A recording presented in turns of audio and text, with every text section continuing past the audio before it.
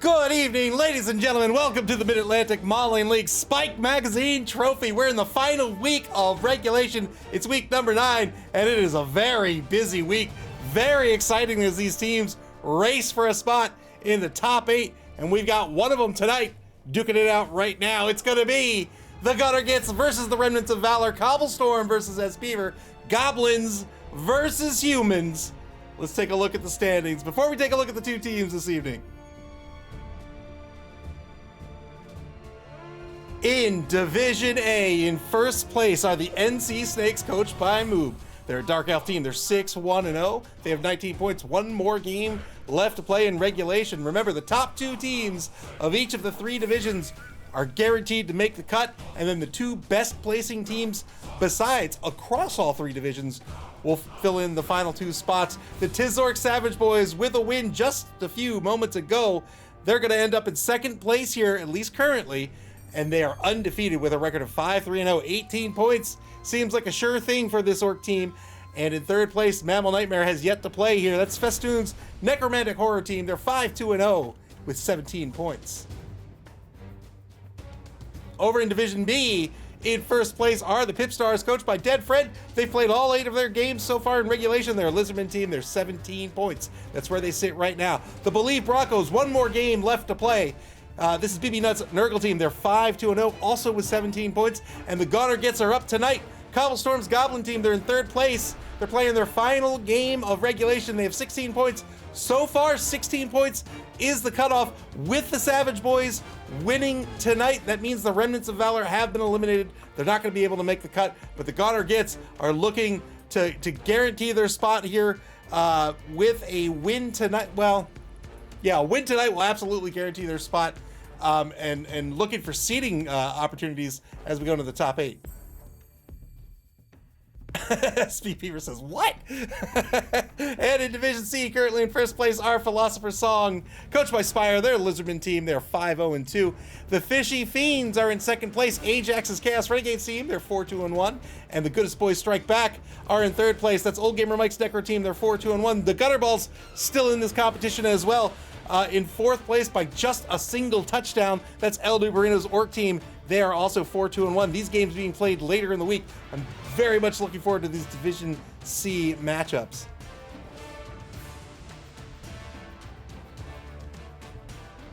All right, the home team this evening will be the Gitz. This is Cobblestorm's Goblin team, 15 on the roster. That brings their TV to 1,225,000 gold. Lots of positionals on this roster. A Fanatic, a Looney, a Hooligan, 2 of the Trolls, and a whole bunch of linemen as well. 1 Apothecary, 7 dedicated fans, and 2 rerolls. They're going to be up against the Humans of the Remnants of Valor, coached by S-Beaver. They've got 5, 6, 7, 8, 9, 10, 11, 12 players. Did I count that right? 6, 7, 8, 9, 10, 11, 12 players on the roster. That brings their TV to 1,255,000 gold. That's 30,000 gold. Going back to the Goblin team. The Goblin team is not going to be happy. Not going to be happy with that at all. A big guy on the roster with the Ogre, 1 thrower, all 4 blitzers, 1 1 catcher, a sacrifice for me, and a bunch of linemen on the roster as well. 1 Oppo, 5 dedicated fans, 4 rerolls. How are these two teams going to play tonight? Let's talk about the Goblins first. The Goblins are just a shenanigans team.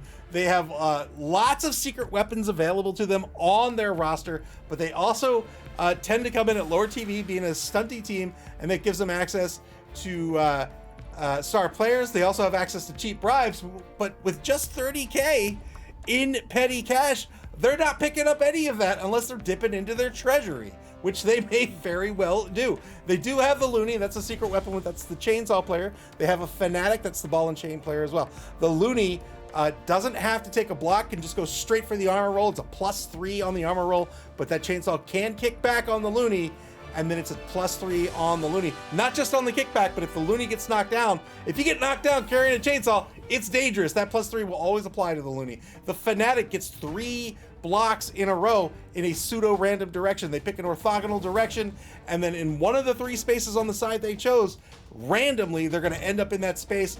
They're going to roll dice against whoever's there, standing or prone, friend or foe. They have the Hooligan as well. The Hooligan is a dirty player. This is the Fowler on the roster.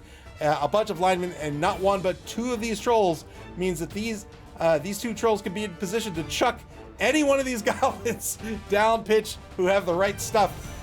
Very, very shenanigansy. Is shenanigansy a word? Shenaniganery is what the team is involved with. Lots of skills here that can help out this team a lot. Gonna get off my butt. The number 15 Goblin lineman has sprint and jump up. So sprint and jump up here. Jump up is going to save his MA if he's knocked down. Sprint gives him one extra space to rush instead of just the two. So that's an effective MA of 9 on this player. That's gutter runner territory. Also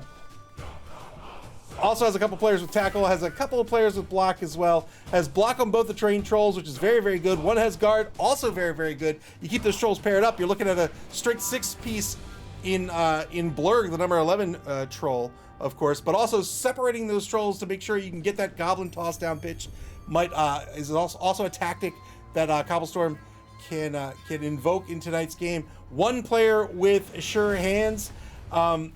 It's tricky, right? It's tricky. These goblin teams rely on the star players, rely on the cheap bribes, and they're not getting them tonight unless they're dipping into their treasury. But if they dip into their treasury, they're giving that money right back to the human team. And if they're going to pick up nothing in the inducement phase, they're going to have a real tough time, I think. They're going to have a really, really tough time against this human team. The human team in tonight's matchup is the Bashy team. They are looking to pulverize these goblins. Lots of players with block. Only the ogre with mighty blow, unfortunately. Typically on a human team, you want to get, well, in my opinion anyway, you'd want to pick up mighty blow on one of these blitzers after they've picked up something else. He's got 3 guardsmen on the blitzers. That's great. All 3 of these blitzers just hasn't had enough time with this team. I believe this team was fresh to this competition, hasn't had enough time to really kid out the human team and pick up a killer. It's going to be unfortunate in this matchup, but you are against a stunty team with AV8, so not too bad. You have 4 blitzers on your roster. You have 2 more blockers besides that. Really, the name of the game is murdering the goblins, watching out for those secret weapons, and it's really just as simple as that. S Beaver has a ton of rerolls on the roster, so it can make a lot of things safe. And so long as they are murdering goblins every turn and staying away from that chainsaw, staying away from that fanatic until they get called off the pitch, I think they're in real good shape to win. It's going to be very, very critical this inducement phase. I really wonder if Cobblestorm's going to dip into their treasury for the inducement phase or not, because it just really puts them on the back foot, not having access to those bribes, not having access to the secret weapons. They can get Bomber Dribble Snot for 50K. I mean, it's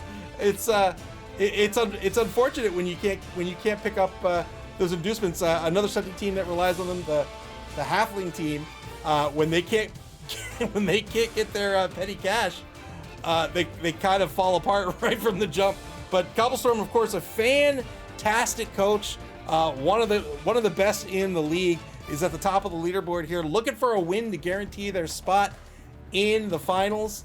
And we'll see if he can pull it off here. I think it's an up. I always hate calling the game before the games start. A, because I think it's not fair. But B, I always get it wrong. But I think on paper this goes to the human team. All right. Here we go. We're about to get this game underway. Boob says, is Cobblestorm the underdog by a small amount? If so, can't use treasury. Oh yeah, you're right. You're absolutely right. It's a good call. Cobblestorm is the underdog. And therefore, they're not going to be able to dip into their treasury.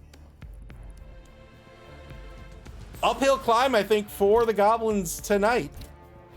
I think the Remnants of Valor can make themselves the hero of a number of teams tonight if they can win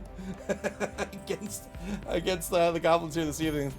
All right, I'm going to go over to Discord and see if the coaches are ready to go. We'll get this game underway.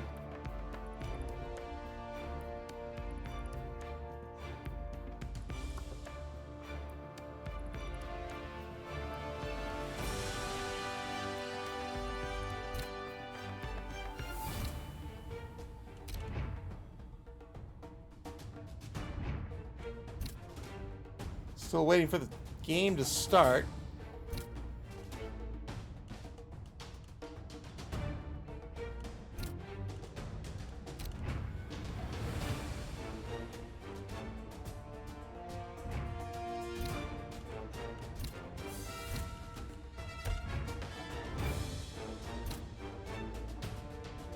All right, this game is about to get underway in just a few seconds here, it looks like. Again, with a win here tonight, the Gunner Gitz will be guaranteed to make the cut into the top 8. The top 2 teams of each division guaranteed to make the cut. Of the remaining teams, the 2 best ranking teams between all 3 divisions will also make the cut as well. These teams will get ranked by standing. That means they're going to get ranked against each other just as if they were all in one big division. So they'll be ranked by league points, followed by their TD diff, followed by how many TDs they've scored. If one beat the other, they'll be ranked by that as well. Clear skies for this game this evening.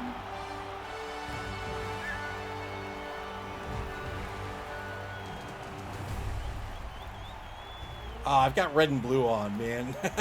I hate how it remembers it. Although I'd probably love it if I always wanted red and blue on. Because I'm a user, and all users are jerks. I love it if I want it, and I hate it if I don't.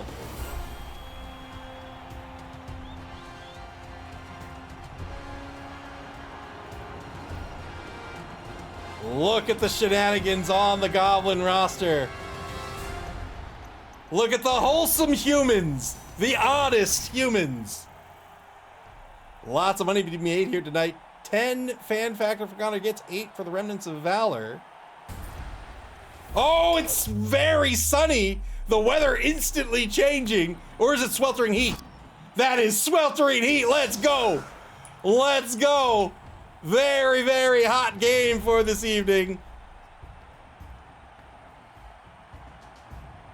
Move says the best users want it and then hate it when they get it. Yep. Yep, you got it.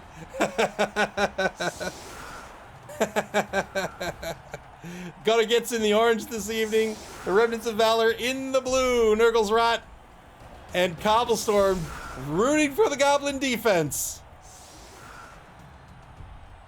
Remnants of Valor choosing to punch first. Of course they are. They're the bashy team in the matchup.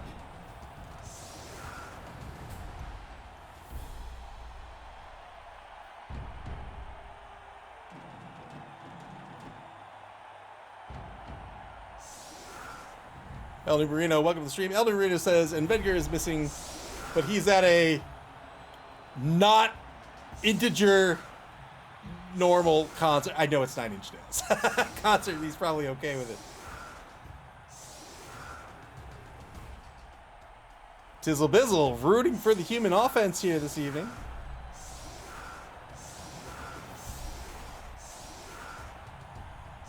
The humans have been eliminated from this competition. This will be their final game of the competition. But I'm sure S. Beaver will be back for the Dungeon Bowl. Whether or not they rock the human team or not, we'll have to wait and see.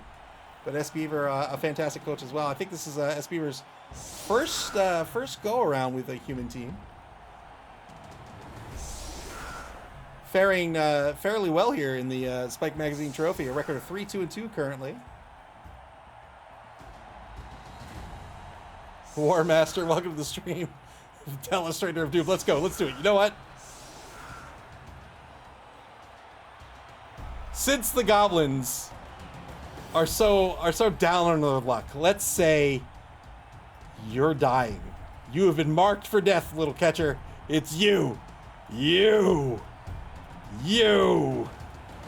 are dying.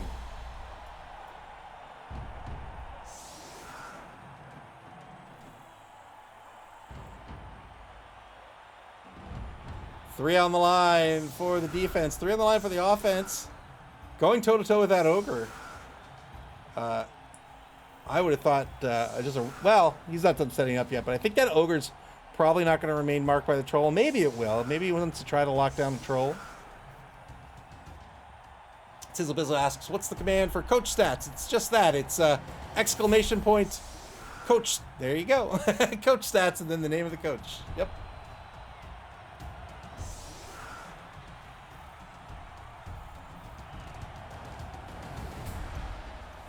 Three on the line shifted right for the human team. Of course, the thrower Wiglef back to receive. Here's the kick. No kicker for the Goblin team. El Nuberino with the sub. Thank you very, very much for your generosity. Oh, for your generosity. I appreciate it. Thank you very, very much. You'll need a space, Tizzle Bizzle. You'll need a space between coach stats. Thanks again, El Nuberino. I appreciate it. Pitch invasion. Oh, the fans don't like that the Goblins didn't get their inducements either. The sacrifice for me, the number 16 catcher, has been stunned, as has been the thrower, the kickoff return player.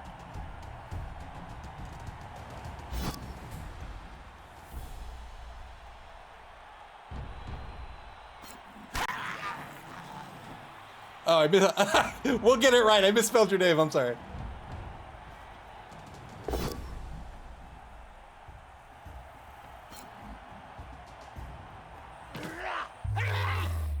There's one down. One man player advantage for the humans.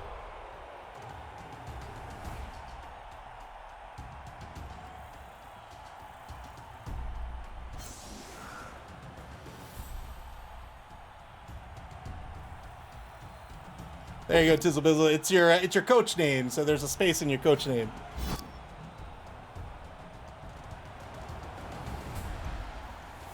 You are very welcome. Knocked down by the Ogre. No armor break. Ball kicked to the 22-yard line in this sweltering heat. Sweltering heat means that after every drive, a D3 roll, that many players who don't already have heat stroke will have heat stroke for the next drive. And that applies to both teams equally. But it doesn't affect both teams equally, right? You could... You know, there are certain teams that really rely on key positionals, like a Necro team, for example. If they get sweltering heat and both their wolves are out, they're in trouble. They're in real trouble.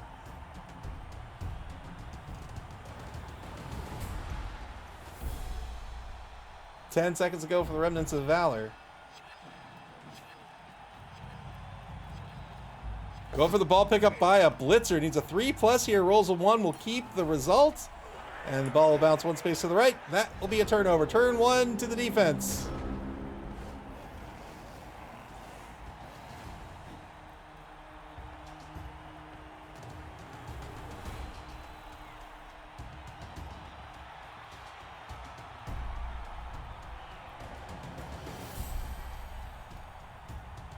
Oh, I'm almost done replaying Valkyrie Profile. I'm going to be sad when it's over. It is a very sad game. Like, narratively, it's sad. But it's so much fun. I love it so much. I love everything Tri-Ace does. So I've been having a blast replaying it. I'm replaying it via the relatively recent port to the PlayStation 5. It's a port of the PSP game. Goblin toss coming up. Here we go.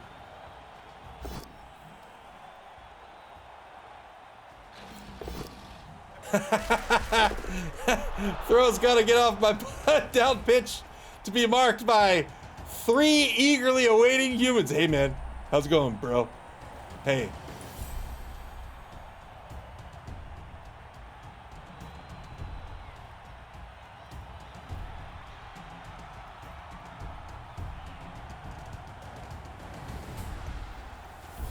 "44 seconds ago for the gunner Gitz.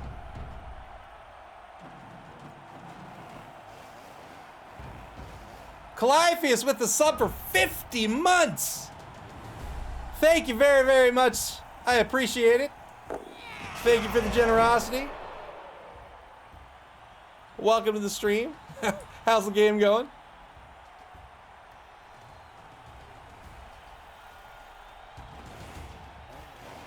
Looney blitz against the number 8 blitzer, Escher, the rookie blitzer. Remember, this blitz, if it's with the chainsaw, it doesn't have to be with the chainsaw. It could be a normal block, but should he choose to not block, he can use the chainsaw instead, and that's just a straight armor roll with a +3. Moob says in the other game there are no goblins left on the pitch. Turn 2 for the Remnants of Valor. Defense keeping this goblin team grouped up and keeping the formation intact, which you have to do with stunty teams. Because once you start to get people picked off, then your opponents with 1 player are getting 2 die blocks, sometimes 3 die blocks against your very brittle pieces, and they'll start to They'll start to fall one by one. Blitz against the Looney. Doesn't break armor. Remember, that chainsaw counts against the Looney as well. That Looney got knocked to the ground. That's a 6 plus to break, 6, 7, 8. It's a 5 plus. I can count. That's a 5 plus to break armor. It's been a long day.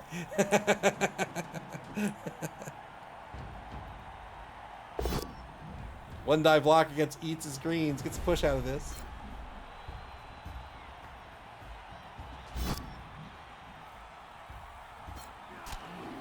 I had one of those days where I was doing a thing, and I really, really wanted to do this thing. I didn't want to do it at all, actually. But all things considered, I really wanted to do this thing. And it was just going to be so painful. So I asked, I got someone else to help me with it. And they were like, yeah, I tried this. I tried this like a few months ago, and I had to abandon it because it's too much of a pain. I was like, oh, man. All right. So, an okay day. Came to a resolution, just wasn't the one I wanted.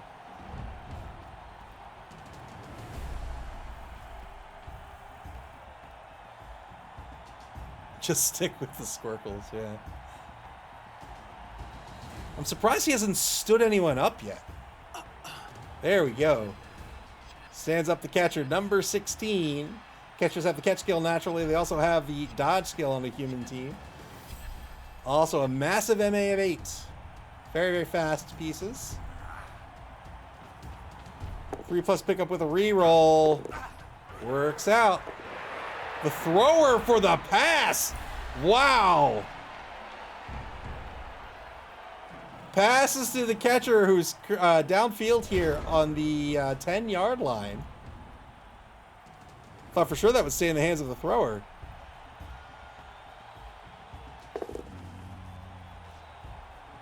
Good recovery here with sure hands, and then passed it to the catcher. So that pass was a 1-2.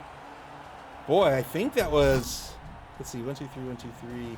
I think that was a long pass. Should be in the log, right? Short pass. Just got in the short pass range.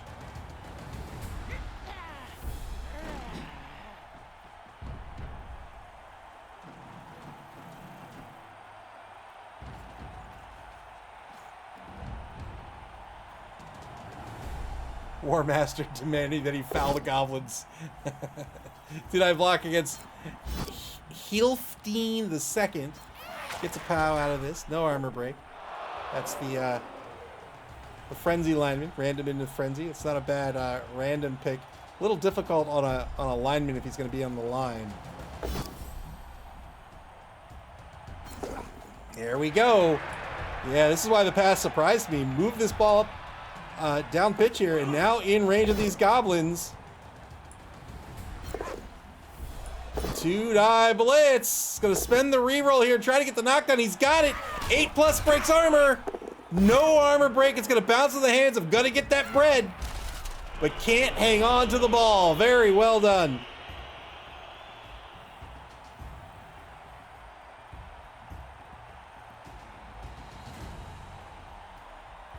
$11 to go. Here's the ball pickup on another dodge through this offensive line. Hey, no problem. No problem for the stunty Gobos. Tries to hand off here. Fails the 3+ handoff. Decided not to re-roll this. Didn't press his luck, and the ball's going to end up on the 12-yard line. Big play by the Goblins after that human pass downfield to the catcher.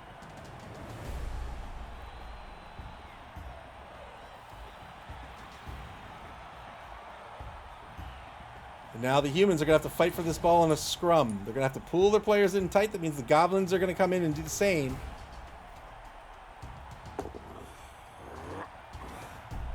Ogre stands up on the line.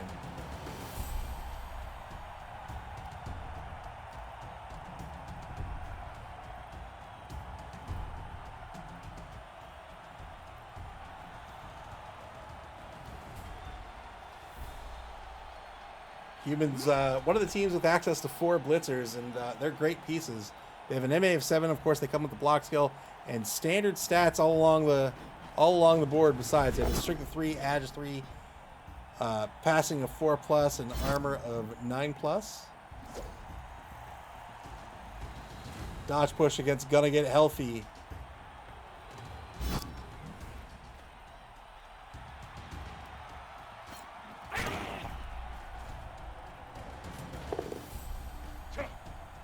Good 3+ pickup by the blitzer.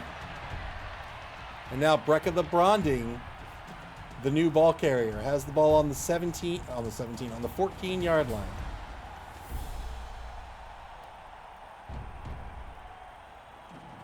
That Goblin Hooligan in the secondary right now. That's the Valor, remember. If that Hooligan comes in on a down player, they're a dirty player +1. They also have disturbing presence, so they're good in the secondary there. That disturbing presence is a -1 to passing type things, and that's in effect. It's in effect up to 3 squares away from the hooligan, whether they're standing or not, just so long as they're on the pitch. Remnants of Valor on the bonus clock. 2 die against Gotta Get a Job to get a push out of this.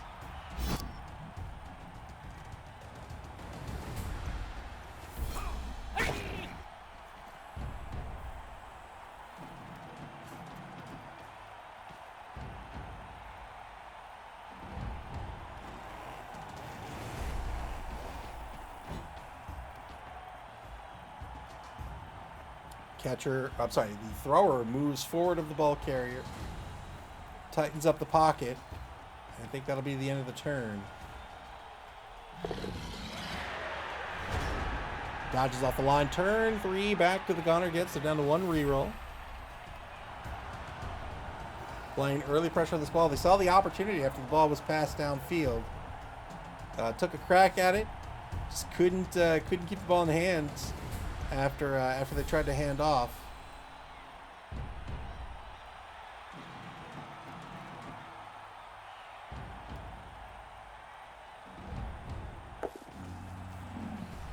Another artillery shot by the troll. Here comes the Goblin.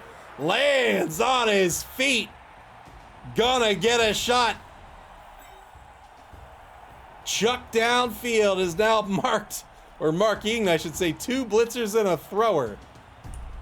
Has a positive dodge to get after the ball carrier.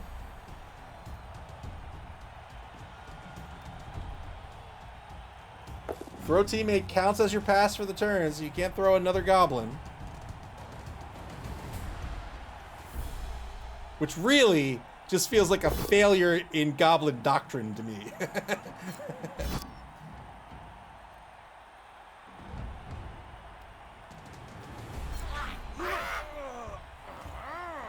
1 die on the catcher, gets a push.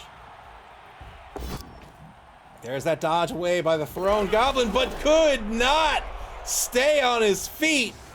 And he's going to be knocked out after the failed dodge. Had a free reroll there with the dodge skill. Failed the dodge, broke armor, and he's KO'd. 2-man player advantage for the Remnants of Valor now. You can see the Goblin pass works out here, lands on his feet as well. Unfortunately, it ends in a failed dodge. Now it looks like the humans are going to commit to the left wide zone. The humans still have all 4 of their rerolls. In the version of the rules, in the CRP, or I'll often refer to it as the LRB 6, you could only use, this was before the BB 2020 rules, you could only use 1 reroll per turn, or 1 team reroll per turn. No longer the case in the game. I think it's a change for the better, but 4 rerolls in the old rules, I think would be a huge amount, since you could only use 1 a turn. But in this version of the rules, I can see a use case for higher reroll counts. The blitzer's going to cross the line of scrimmage here. The ball now on the opposing side of the pitch for the first time in this game. It's on the opposing 2-yard line. Brecca the Bronding in the left Y zone, just off the left sideline. 3-die block against gonna get a job. Gets a pal, but no armor break. Had to follow up due to frenzy. Now the humans are going to try to keep these goblins at center pitch.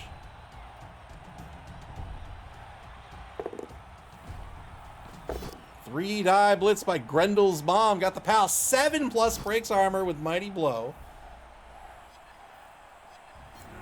No armor break. Roll a 6.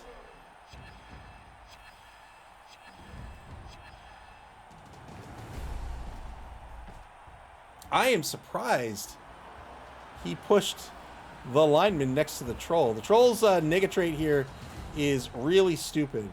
So this troll, when they activate the roll a d6, on a 4+, they can activate. Otherwise, they lose their tackle zones, and they lose their turn. But if they have a friendly player next to them, friendly player standing next to them, who can tap them on the shoulder and remind them what it is they're here to do, it's only a 2+ to succeed. Of course, he does have the loony next to him already, but still, I would try to separate these players as much as possible. Instead, wanted to get more protection on the ball carrier. Clypheus asks, is that a goblin with tackle? Move says, it's 2 of them. An uphill block against the trained troll is going to be a both standing result. Turn 4 now for the Gunner Gitz. Final turn of the first quarter coming up. Gunner Gitz on defense, doing a great job so far. But now, looking to be picked off by the human team. Yeah, good repositioning by the troll to try to stay in front of the humans over on the left side of the pitch. If the humans want to move back to midfield, I think the goblins would be okay with that right now.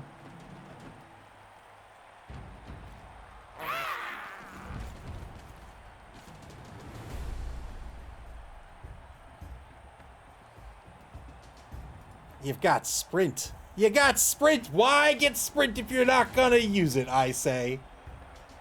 Coward. Chicken.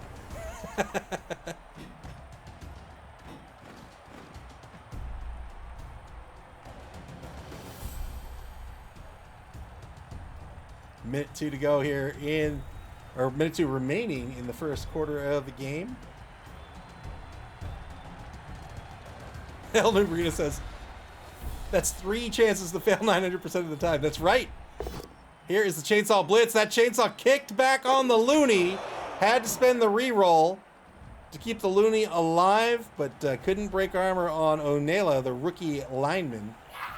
Gunner Gitz have lost all their rerolls for the half. Good dodge by Gunner Get Off My Bud to get away from the right side of the pocket here. To pull back in front of the ball carrier. Reposition's going to get a job to make that a 2+ to activate. Eats his greens. Gets the knockdown. Looking for an 8+. Doesn't get the 8+.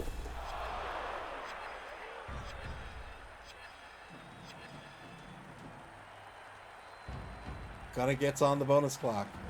Here's the foul with the hooligan. 1 assist. Gets a stun out of it. Does not get called off the pitch. Oh, oh, these goblins dodging themselves to death. Had a neck injury, but the apothecary is gonna save his neck and make that just a serious injury. 3-man player advantage for the human team now. 2 of those removals were by the goblins themselves on failed dodges. Second quarter begins. The Remnants of Valor are going to start with an ogre block. Scary stuff. Get a 3. Tried to re-roll this, but failed the re-roll. Couldn't get through the loner roll, and that's going to result in a push.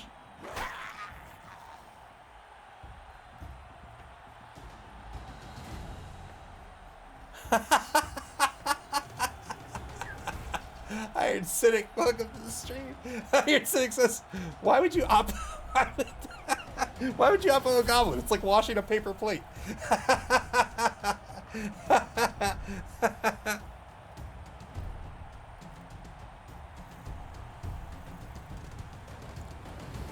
The reason why I say it's scary when turns start with a big guy block is because these big guys often have negatrates. The negatrait for this ogre is very similar to the troll. It's boneheaded. You roll a d6 and you succeed on a 2+. That's it. It's not as complicated as really stupid. But if you fail that die roll, right? So if you fail that die roll, you don't want to re-roll it because they're also loners. Most big guys are loners.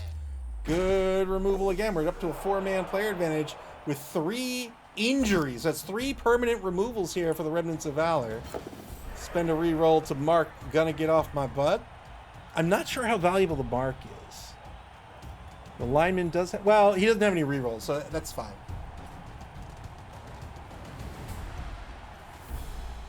But these big guys, most of them are loners, so if you fail a die roll and you really need it to succeed, you've got to roll the loner roll. It's usually a 4+. And if you fail the loner roll, that's it. And if the dice you rolled results in a turnover, your turn's over. You've activated no one else that turn.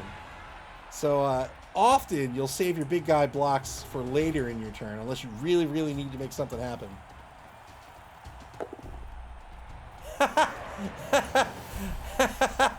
Claffy says it's not about the mark, it's about using team rerolls. It's SB, but it's amazing he still has any here on turn 5.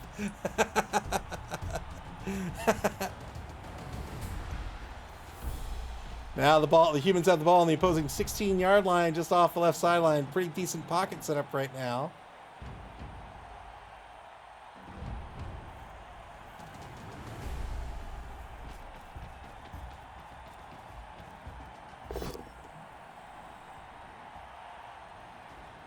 God, could you imagine, like, just a little saucy frenzy goblin?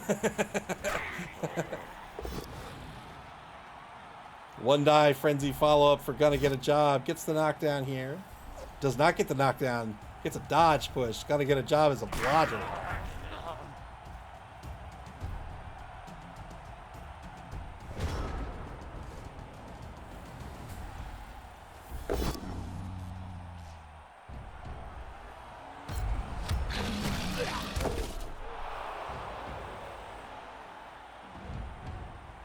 Troll block to start the turn. That's going to be a stun against the number 11 human lineman. Doesn't really get anything substantial out of that.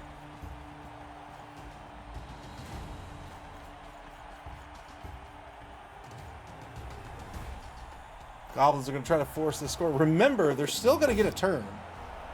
And they have the trolls that have throw teammate. They have the goblins, which have the right stuff. They can one turn with a tossed goblin.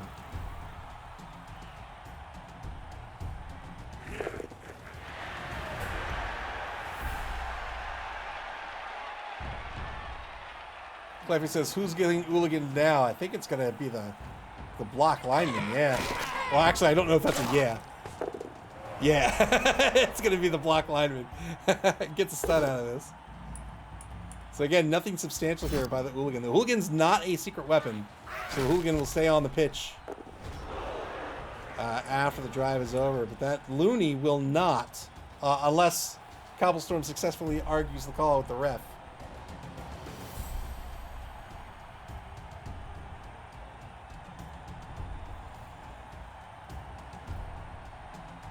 Turn 6 for the Remnants of Valor. They can score right now, but they're going to want to try to stall this out for as long as possible. That is why this contingent of goblins are putting on the pressure. They want to give themselves as much opportunity as possible to get on the board. If they can shorten that gap, even by 3 spaces, that's a huge difference for a throw teammate TD.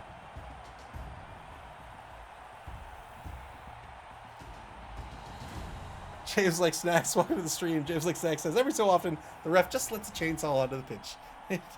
You know what? They're like judges, right?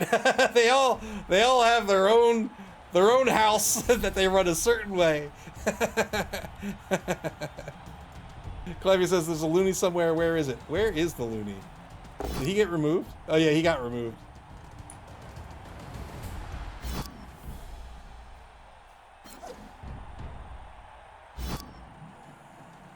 Two-die blitz against gonna get a job. Gets a dodge push out of this. Pushes them onto Wigglyff. So Wigglyff no longer has a 2-die block.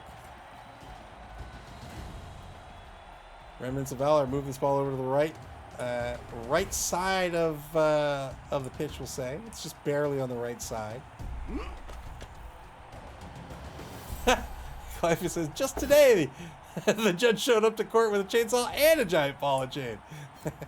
See, they've all got their different houses. Good armor break here. Wait, how did he get the 2?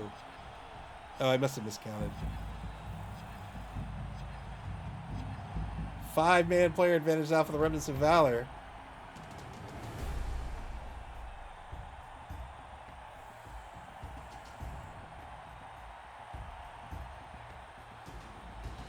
Very surprised he's leaving people prone here before taking these blocks.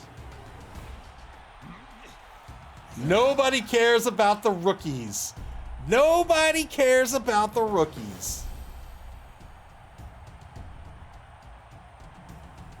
Remnants of Valor here in turn 6. They've eaten up a good chunk of their bonus clock. They're down to 3 minutes and 50 seconds remaining.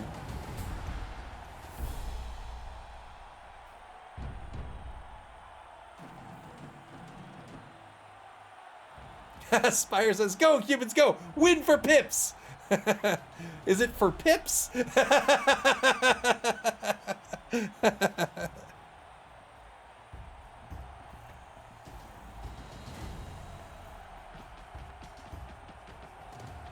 Wait a minute, I recognize you. You're a coach of a different lizard team. You have Mips Mippy on your team. Failed 3+ dodge over the right wide zone to end the turn. 3:14 left on the bonus clock for the Remnants of Valor. They've got one more turn they have to defend before they can put this ball in the end zone. Well, they can put this ball in the end zone whatever they want, but they want to try to stall this out.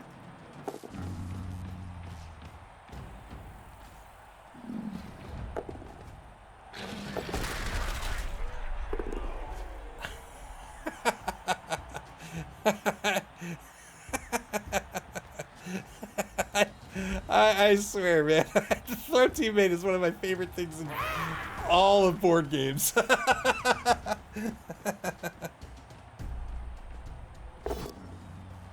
2-die by the troll over in the left wide zone. This will be a knockdown against the number 8 rookie blitzer. Mighty Blow +1 treats that AV as if it's an 8+. If he can naturally break the armor, then he gets a +1 to the injury roll instead. There's a mark on the ball carrier by the tackle dodger. Gonna get good.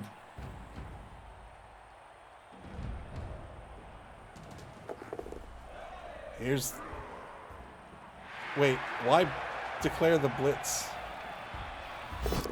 Oh, okay. I was like, why are you stopping there if you've declared the blitz? Tried to blitz the ball carrier, but couldn't get through the dodge. Turn 7 for the Remnants of Valor. I imagine they're gonna blitz number 1 here. They won't take it as a block. They've got a number of players to shore up the cage with, and then they'll put this ball in the end zone on turn 8.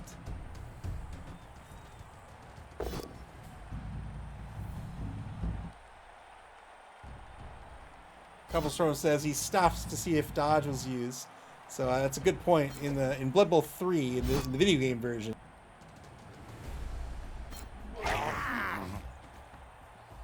It tries to help you out. You can path it. You can say, I want to go, I want to go here. And it says, okay, well, I will take you there. If, let's say this is a dodge here, right? And maybe this is a dodge here. You've got the dodge skill. You get a free reroll, but only on one of these. So if you path it ahead of time and you fail this dodge, then you're still going to have to do this other dodge. But if you shorten the path, if you say, all right, well, let me just go to here, and you can see what happens with the first dodge before deciding what to do with the rest of your action.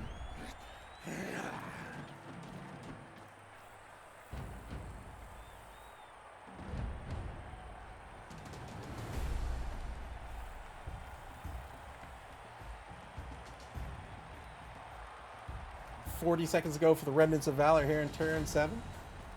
Had a little bit of a stumble at the beginning of the drive. They were able to recover and now threatening to score.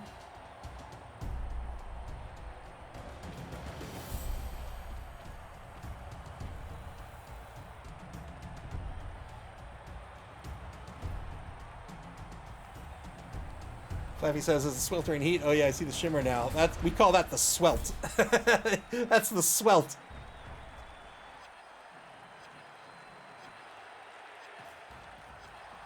Remnants of Valor. 1 second left. They're back on the bonus clock here in turn 7. They've just got 3 minutes, 10 seconds remaining. The number 8 blitzer on the left side of the troll has yet to stand up. Number 10, Hildeberg, has yet to stand up. Trying to mark out the few remaining goblins on the pitch. I don't think anyone can really get to him.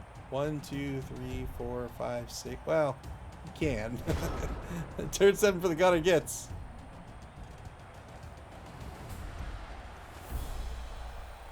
She has a glow.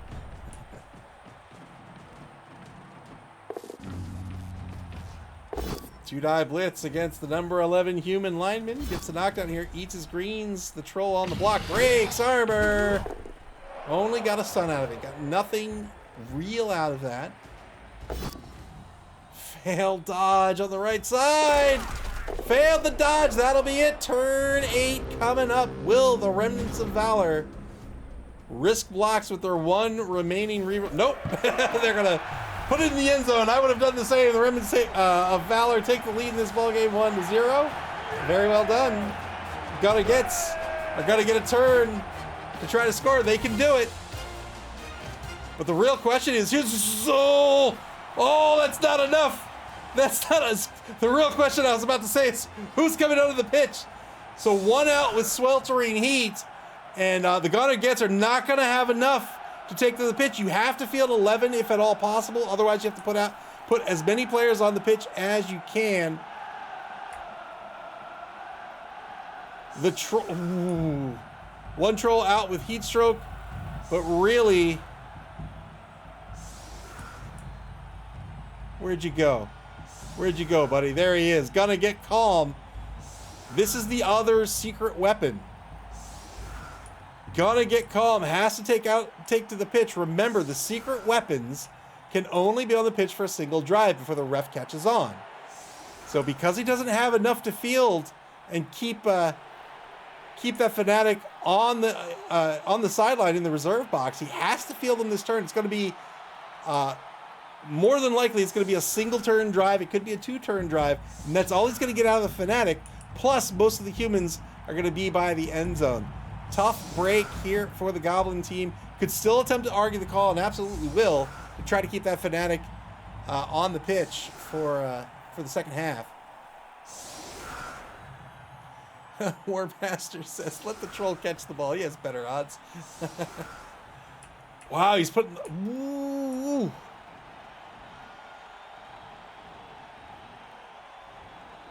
Putting the troll on the line. He's going to try to knock down... Boy, these names. Krolfer Cracky II. But he can't take that block with the troll. The troll has to be freed up to throw a goblin.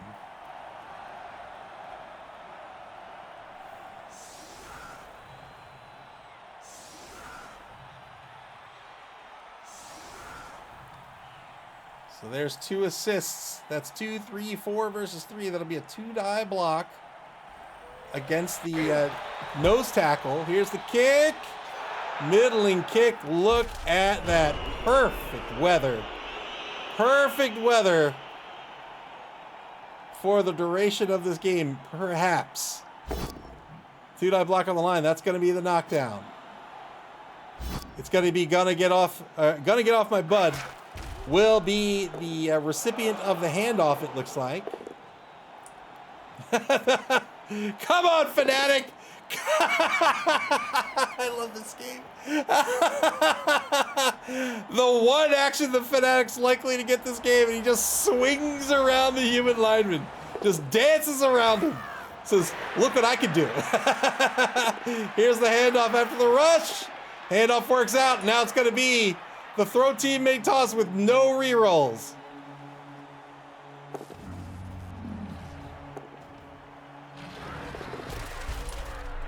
Good effort.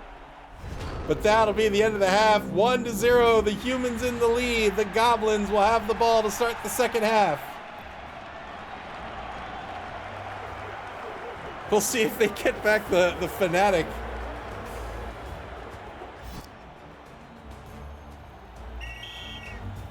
Refs have it. No! The ref. Who says there isn't justice? Just look, man. Look, you've had a rough game of it so far. Look at your KO box. Look at your injury box. You know what? You know what? I'm gonna let you have the fanatic. I'm gonna let you have the fanatic.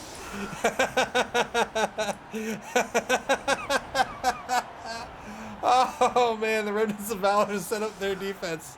So, so they've got an inherently unreliable. Let's see, what do they got? They got 10 players. So that's not bad.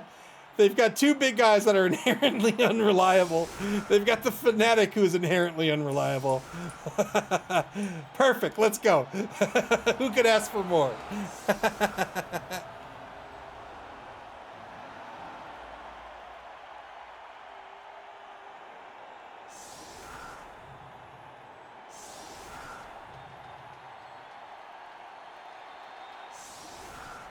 Remnants of Valor are looking to be setting up in a box. Now they're starting to spread out and screen out pitch against these goblins.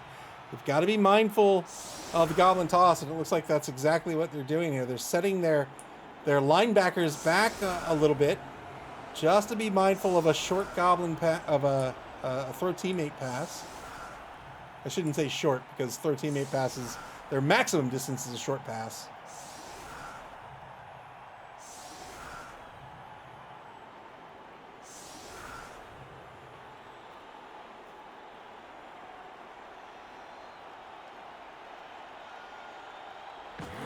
Here's the kick. Middling kick. We're going to get greasy cleats. We're going to get greasy cleats. Who got it? Gitz got it. So that means one of the humans has greasy cleats. It's going to be it's going to be the ogre. So the ogre's MA has gone from a 5 to a 4. That's a pretty significant drop off.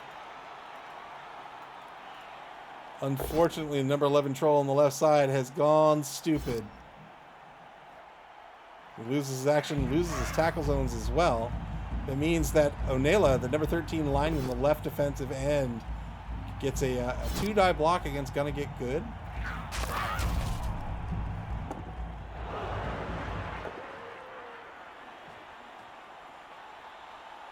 The Gunner Gitz just need to draw this ball game. If they draw or win, they will advance into first place, which means, well, I don't know how Odin and Snuffle did, actually. Let me see if I can look that up.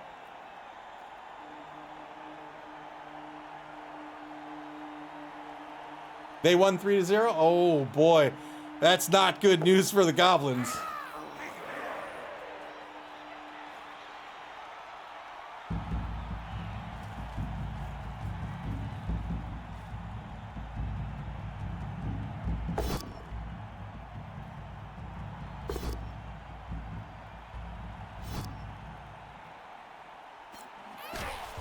Goes for the blitz on the left side to save the Goblin. Well done.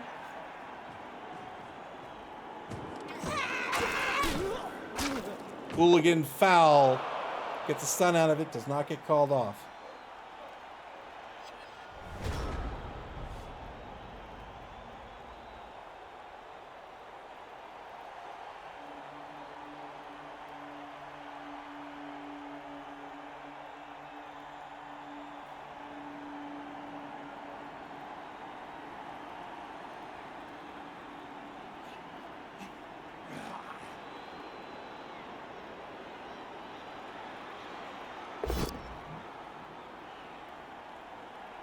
Middle linebacker, the Ogre, goes boneheaded here in turn 9.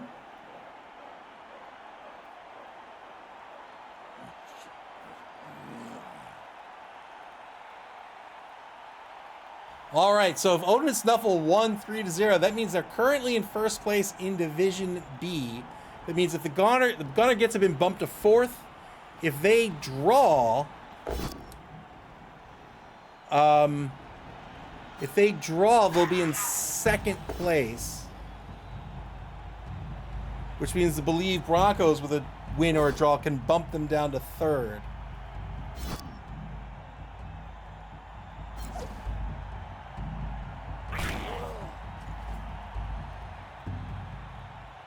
But that win means the minimum to make the cut has now jumped up to 17 points.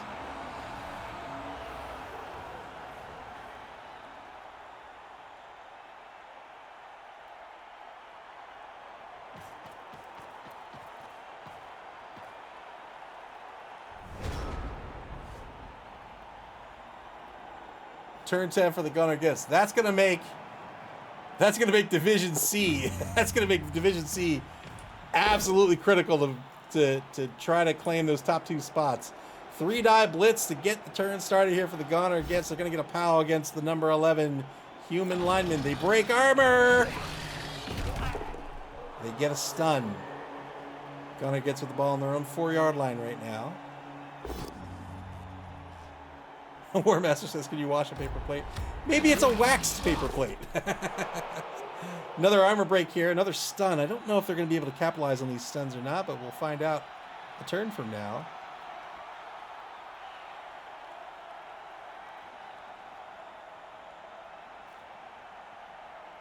There's a local, I don't want to say it's a local bakery. That makes it sound like a mom and pop shop. There's like a regional, it's like a grocery store bakery. You know what I mean? Like it's all factory lines and stuff, but it's called Tasty Cake. And I bought some of their lemon donuts, and I swear they are not lemon donuts. They are regular powdered sugar donuts with like a lemon scent. Like they taste like regular donuts. It's really annoys me. They are not lemon in any way other than a smell. Ellie Marina says, do you remember Entenmann's lemon Danish? I do not. I like Entenmann's like devil food, like crumb donuts. Those are cool.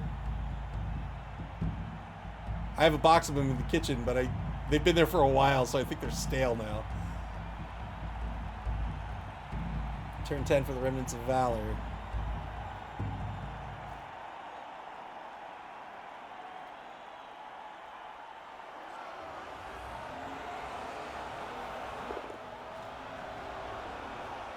Get the turn started with a repositioning of Grendel's mom. Remember, Grendel's mom did not do a good job cleaning off his cleats today.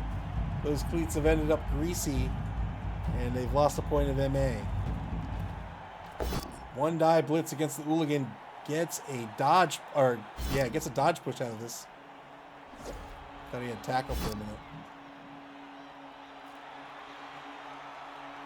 You know what I really liked? I really like that they don't seem to make them anymore. They sometimes make them as a junior, but Tasty Cake, when I was a kid, used to make, they were called creamies. They were just these little, they were just chocolate cake with icing in the middle. They were awesome. They were $1 each. Yeah, they were awesome. I loved them. Now they occasionally make them as juniors. If you're unfamiliar with Tasty Cake, a junior is just a rectangular piece of, it's 2 pieces of cake with some sort of icing in the middle and often some icing on the top. It's usually like a cream in the middle and an icing on top. Ellie Marina says, do you remember when Tasty Cakes were wrapped in wax paper? No, I don't. I remember when Hostess products were.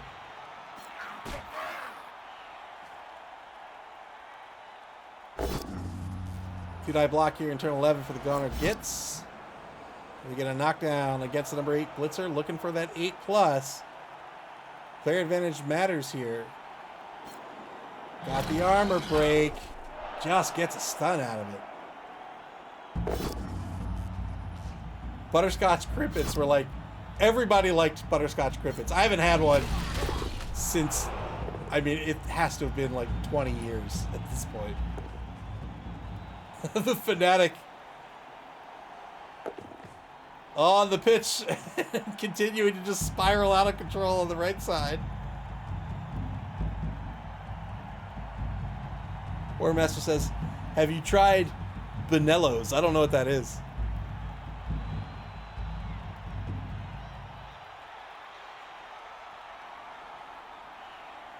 I think what would be the full list of our local, quote unquote local, our regional mass market food products? Definitely Tasty Cake, Entenmann's, I think, Utz potato chips, Old Bay crab seasoning, maybe Fisher's popcorn, deep fried tortilla with powdered sugar. Oh no! I mean, that sounds delicious, but this is a murder. Oh, killed Holford Cracky the second. He's not going to spend the oppo on this. That's a one-man player advantage. No, that's a 10v10 on the pitch now.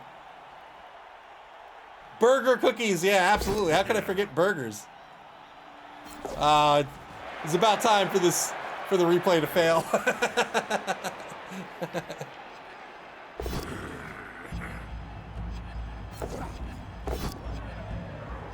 I don't know what Herman's Bakery is. Do I need to be kicked out of my home now?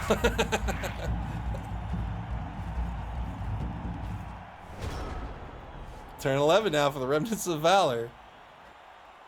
Black Wolf, welcome to the stream. Oh, I called it. Hey, the Telestrator of Doom worked again. Granted, I called it on the Human Catcher, but still. When Nuffle provides, you can't complain.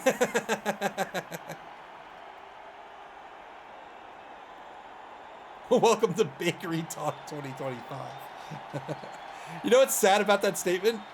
Is that it implies there's only one Bakery Talk per year. Spire demanding death. We got one already, but can't satiate his bloodlust. Two-die blocking a double pals against Gonna Get Pie Bag. Breaks armor. That's another removal. 10v9 on the pitch in favor of the humans now.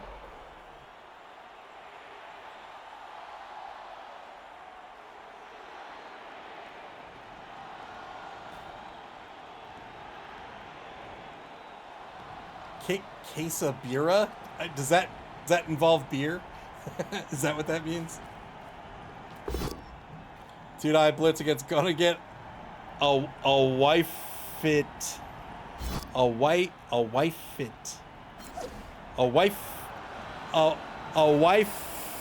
fit. Gets a dodge push out of this. Away with it. There you go. Yeah.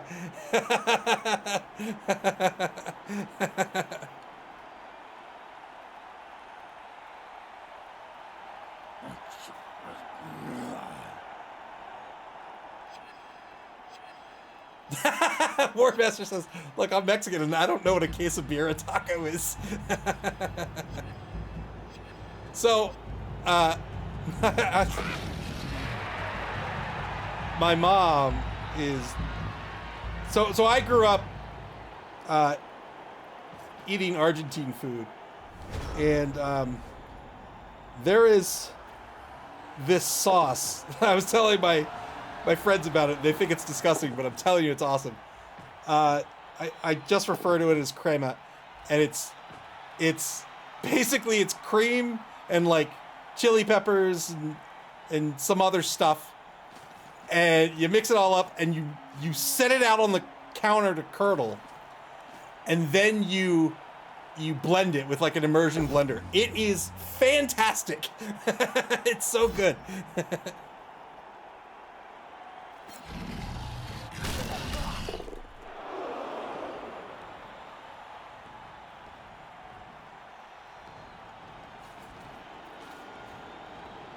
Elden Marino says Bira is like a shredded beef with some thin mole-like mole-like sauce. You dip the corn tortilla into the sauce, then on the griddle, cheese on the tortilla, then you fold it around the beef, and dip the resulting taco in more of the sauce. That's cool.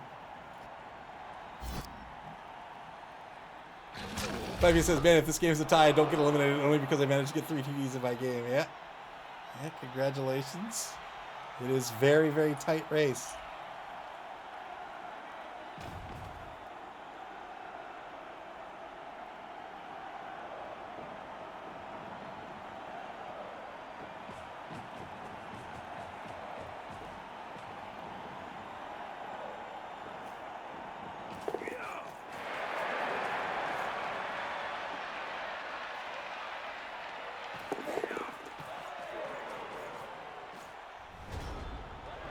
Turn 12 for the Remnants of Valor. Final turn of the third quarter right now.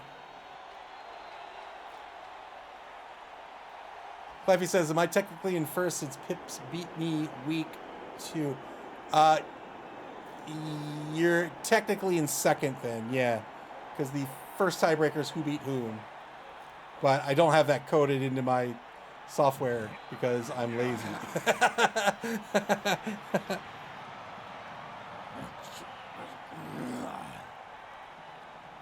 The big problem with coding it in is, it's not a big problem. I can do it. I'm just lazy. But you can have loops, so which is easy enough to detect. I just don't want to do it. It's like the standard interview question. Like, how do you find a loop in a linked list?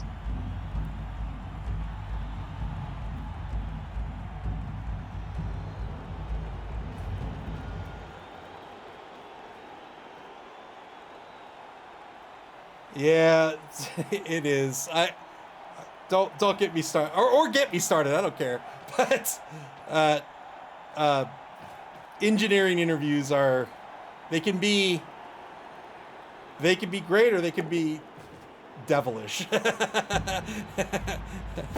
2-9 blitz here against the trained troll. Gets a push out of this. Grendel's mom on the blitz. Spent the loner roll looking for something more. Down to 2 re-rolls. I'm gonna start asking that to potential paralegals. I've been asked some stuff. In my career.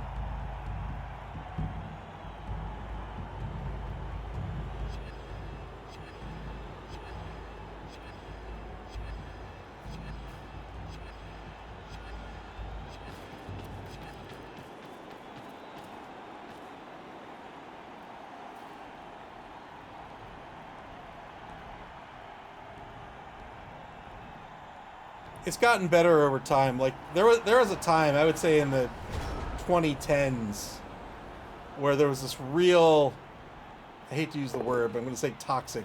This real toxic, like, atmosphere where a lot of engineers, they would say things like, "Oh, I'm a ninja coder." And you're like, shut up. What you're a what? Yeah, I'm a rock star. No, you're not. And it really leads. It led into a dark time of like interviews being more about the interviewer than the interviewee. Like I sat in on one where it was like a panel interview. It was like 8 of us, and there was this college graduate who we were interviewing, and she was great. And we were just like, I wasn't, but we were just like grilling her.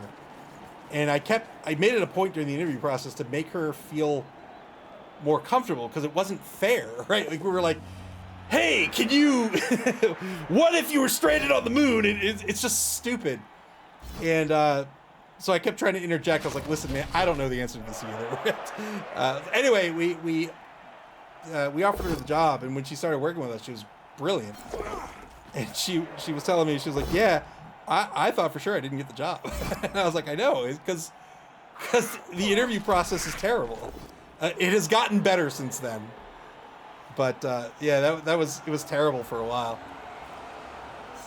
Like, so that at that job, when I got that job, I was asked to build like an not literally, but like as a logic problem. I was asked to build an air conditioner for like an office building, and I'm just like, what is happening? So I went through the I mean, I got the job, but I was just like, what? Why are you asking me this?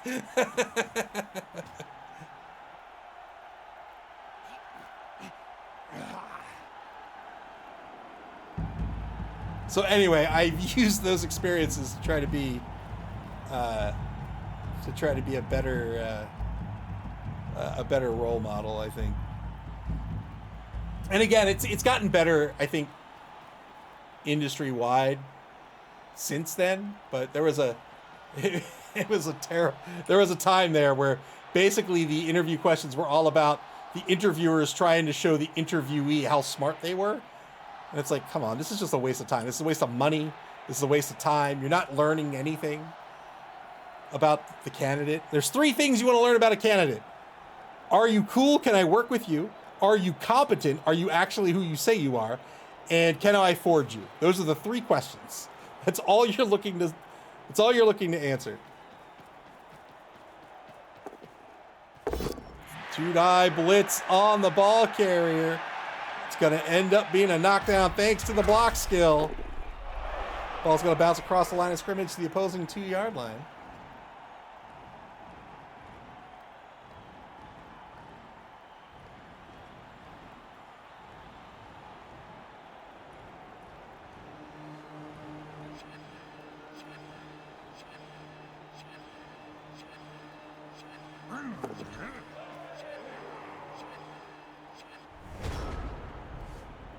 Turn 14 for the gunner, Gitz. Move says to Clavius, I had to take the dog for a walk, so this may have been discussed, but a tie benefits you greatly know because it means the head-to-head loss to the Pipstars no longer takes effect and you jump ahead of them. Yeah, so Odin Snuffle would have 17 points right now, tied with the Pipstars and the Believe Broncos. But the Pipstars would be ahead of them in first place because the Pipstars defeated Odin and Snuffle. So Odin and Snuffle would be in second place. A tie by the Goner Gitz. It's going to depend on how they played each other. So if the Goner Gitz go up to 17 and it's a loop. So like let's say the Pipstars beat Odin and Snuffle beat Goner Gitz beat the Pipstars, then who beat whom does not apply.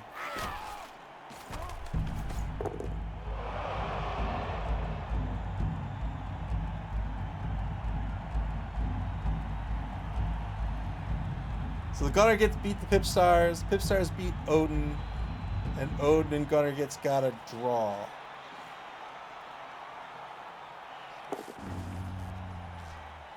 Right. If who beat whom can't discreetly order them, then it doesn't count. You go to the next tiebreaker. Clive says, and I have a slightly higher touchdown differential. Yes, you're sitting at a +9 right now. The Pipstars are at a +8. Believe Broncos are at a +7, but they have a game to play still.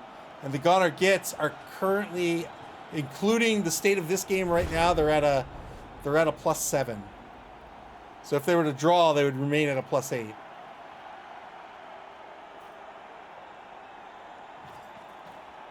Yep, you got it, Moob. You got it down pat. 2-die blitz here in turn 14 for the Remnants of Valor, trying to take out this trained troll. They're trying to stay ahead of the ball here, which they've been doing a great job of, keeping the information intact, not getting super greedy here, and now focusing on these trolls to try to prevent a throw teammate touchdown.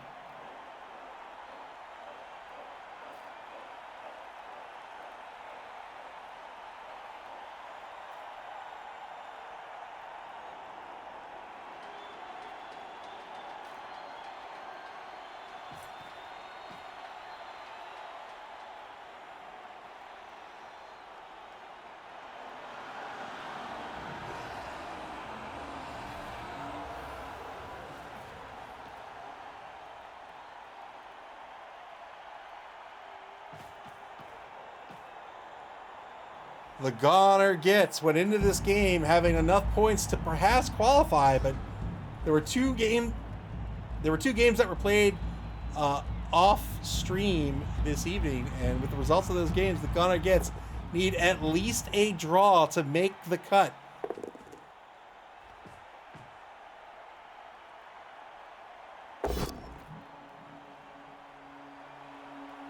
Two-die against Frody. Gets a push by the ball and chain.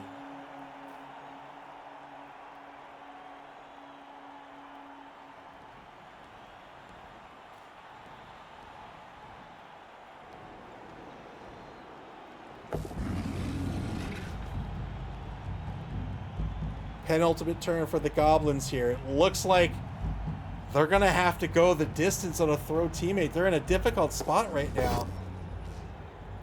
Really want an armor break here against the lineman. 8+ breaks armor. They've got the armor break.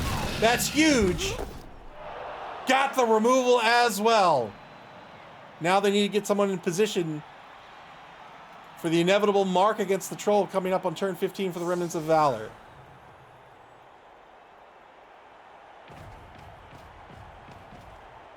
Getting that troll as far down pitch as possible.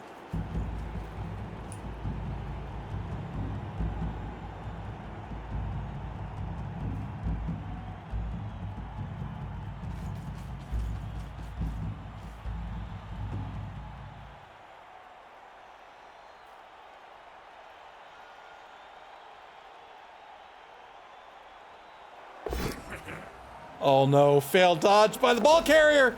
Works out due to the re-roll. Gets the ball down pitch to the opposing 10-yard line, just off the right sideline. Goner gets setting up for the impossible touchdown.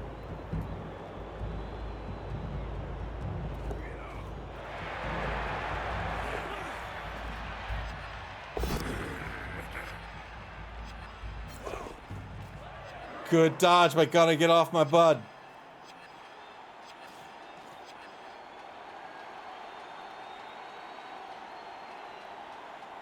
Plenty of time on the bonus clock here for the Goner Gitz to work out where these players need to end up. Hooligan dodge. Getting tackle zones where they need to be. Trying to pick off the human team. So most of the humans you can see are over here. There's one human right here. Good positioning here by Cobblestorm. What can the Remnants of Valor do here? I think they're going to have to keep this troll marked.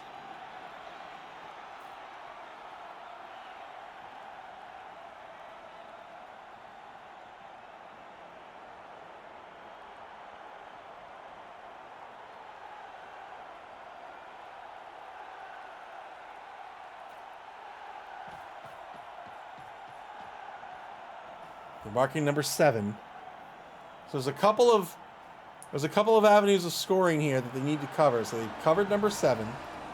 Number 8 can still score with 2 rushes.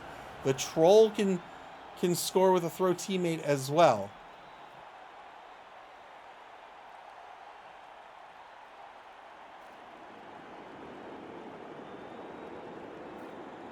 Oh man, number 15's in position as well.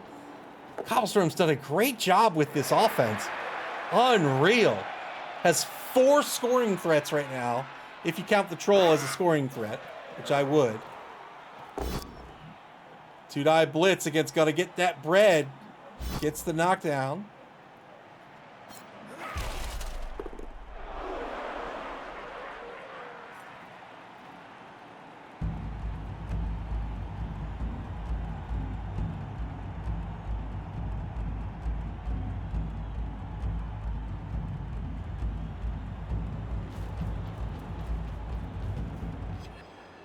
Marking number 15 as well. So now the ball carrier marked in a good position. The troll marked, number 15 marked. Oh, the troll can't throw. The troll can't throw. There's no goblin next to the troll.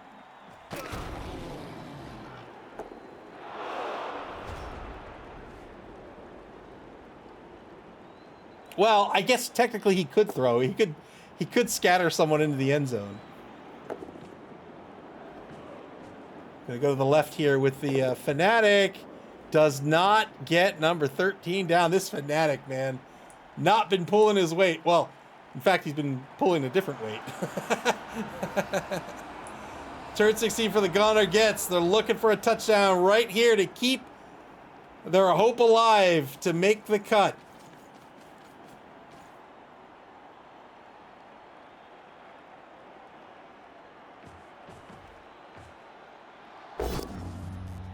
Three die by the Troll. The Troll will not be throwing anyone. I think that's totally fair. Troll gets a KO.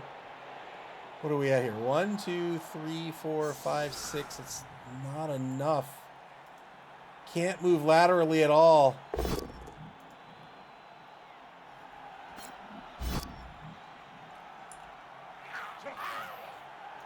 Tries to get a knockdown on number 6, but at least that's a positive dodge away now.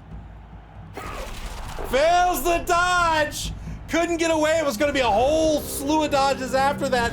That's a turnover. The Remnants of Valor win this one 1-0 and have eliminated the Gunner Gitz. Wow. The Gunner Gitz as a Goblin team. Cobblestorm has done an absolutely fantastic job. They've lost just 2 games in this competition. Really made it work with this stunty team. But couldn't pull out a victory here against this human team. Cobblestorm says, well, I've had more fun matches.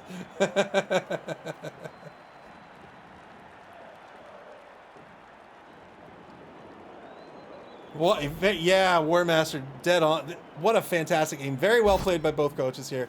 As we talked about in the pregame, I think this Goblin team was going into this as the underdog with that TD differential. Really just couldn't get their strategy going, but Cobblestorm, still a great coach, and really played this Goblin offense. I mean, I think about as good as you can. Did a real good job here. I hope to see them back for the Dungeon Bowl. This was a lot of fun to watch them here in this competition. But the Remnants of Valor are going to be victorious in this one.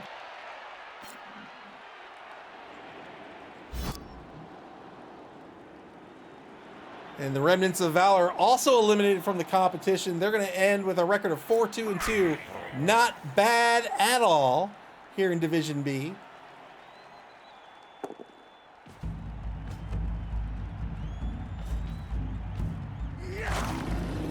The GG foul.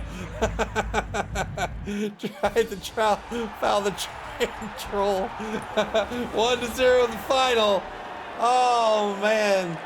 What a game that was. Very, very well done.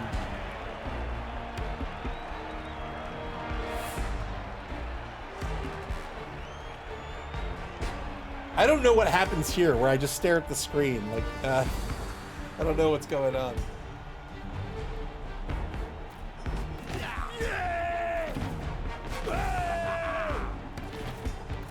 Very well played. Let's take a look at the stats here real quick.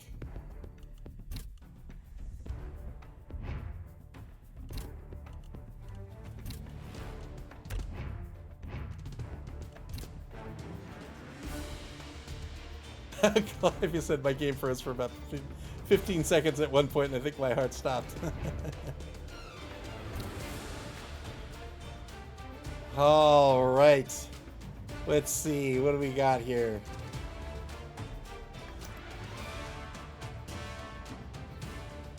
$24 for 29 dodges here for the Gunner Gitz. That's kind of low. I mean, it's pretty low. They've got the 3+. They've got the stunty dodge with the free reroll. There wasn't a whole lot of tackle in the Remnants of Valor. I think they had 2 players, maybe no players to tackle. But you can see all the blocks taken by both coaches. Look at this, man. 33 blocks taken by this Goblin team. And look at the armor breaks. Almost half of these blocks resulted in armor breaks for the Goblin team, man.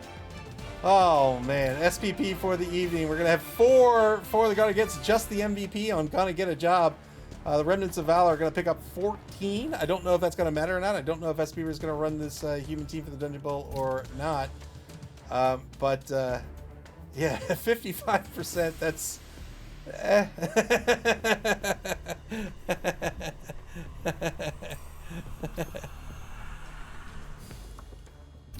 Oh, that's a good point, Clivius. Didn't he murder someone? Oh, he murdered someone on the foul. That's why.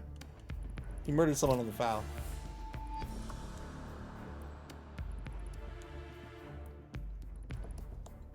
And with that, the Gunner Gitz are going to end the Spike Magazine Trophy in 4th place. They had a really good run here, but 16 points is just not going to cut it in this very competitive competition. 17 is the minimum right now.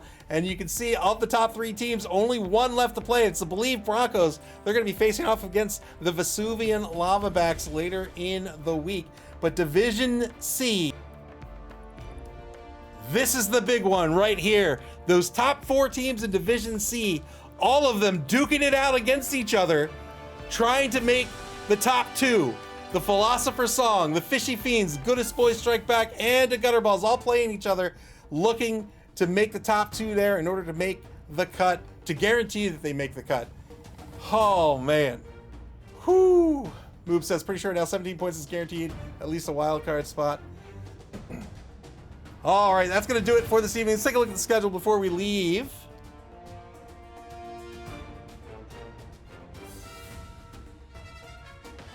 Oh, SB Beaver with the gifted sub to Cobblestorm. Thank you very much for the gifted stuff. I appreciate it. Thank you for your generosity. Very kind of you. I appreciate it. Thank you very, very much. What a good sport. All right, coming up next. This Thursday, this is where Division C shakes out. First off, we're going to get a triple header this Thursday, starting this Thursday, August 28th, starting at 9 o'clock p.m. Eastern Daylight Time. That's UTC -4. We're going to start off in Division A. It's going to be the MAML Nightmare versus the NC Snakes, Festoon versus Moob. That's Necro versus Dark Elves. And then the 2 big Division C games. The top 4 teams from Division C are duking it out. First, at 10 o'clock p.m., we've got the Gutterballs versus the Fishy Fiends. El Nubarino versus Ajax. It's going to be Orcs versus Chaos Renegades. And then at 11 o'clock p.m. this Thursday, the 3rd game of our triple header. It's going to be the Goodest Boys Strike Back versus Philosopher's Song. Old Gamer Mike versus Spire. Necro versus Lizards. Boy, it's going to be a very exciting Thursday. We've got 4 more games to schedule this week. And when those games get scheduled, you'll be able to check out and get alerted to that schedule on our website at maml.club. That's maml.club. Here on Twitch or on our social media pages on Blue Sky, X, and Facebook. You can also watch previous games on our YouTube channel. Man, you got to play Blood Bowl. If you're not playing Blood Bowl, what are you doing? You can play with us in our upcoming Dungeon Bowl. A link to the Discord is in chat. Come hang out in our Discord, say, hey, I want to play in the Dungeon Bowl. How do I do that? We'll put you on the list. When registration starts, we'll tell you how to sign up. It's very, very easy to do. This game is an absolute ton of fun. You just saw goblins being used as artillery shells. I mean, this game is great. You can play Blood Bowl via Blood Bowl 3 on Steam, the Epic Game Store, PlayStation and Xbox, and in tabletop form at your friendly local game store. Until this Thursday at 9 o'clock p.m. Don't miss it for the triple header. It's going to be super exciting. I'm looking forward to it. I hope you are too. Take care, everybody, and enjoy the rest of your Tuesday evening.